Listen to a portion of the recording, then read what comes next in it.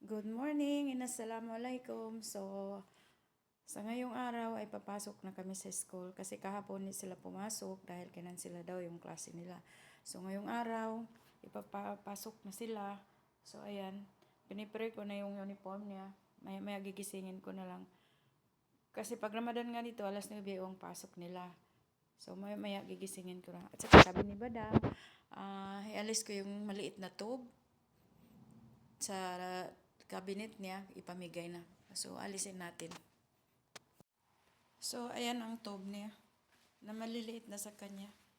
So, ilagay ko na lang dito, ilagay sa plastic kasi pamigay niya na daw to. So, ayan, pababa na kami ng elevator para magpunta na ng school. So, ayan guys, naghintay lang kami ng maniho kasi dalawa kasi yung maniho namin. Tapos yung isang maniho, hindi naman nang sinabihan na ikaw magatid sa umaga. So ang tagal namin pa maghintay. Ngayon pa lang tinawagan. Ngayon pa pinaandar ang sasakyan. Ayan. Mabuti may nayusan ng buhok niya. Nagpayos ng buhok. Ha? Trip niya. Eh di mabuti. Sabi, dalawang buwan.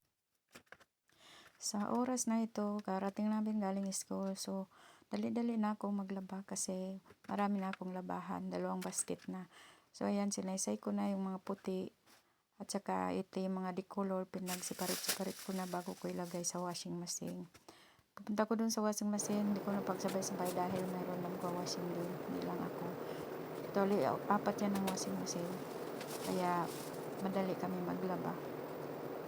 So, ayan, naglagay na ako ng sabon daw ni. Tapos, ilagay ko ulit yung iba.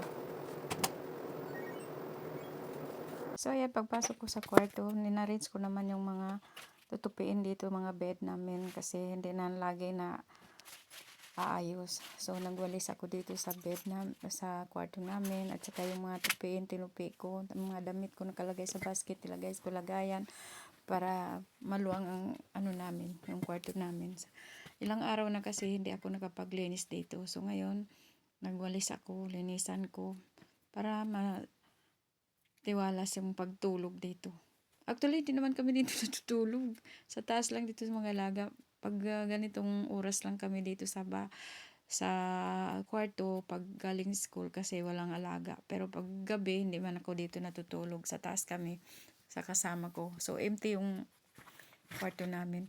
Pero kahit walang natutulog, kailangan ta rin na ayusin din para maganda tingnan kahit maliit ang kwarto. O diba, pasensya na kamo sa kabulol-bululan ko hindi kasi ako sanay mag voice over guys.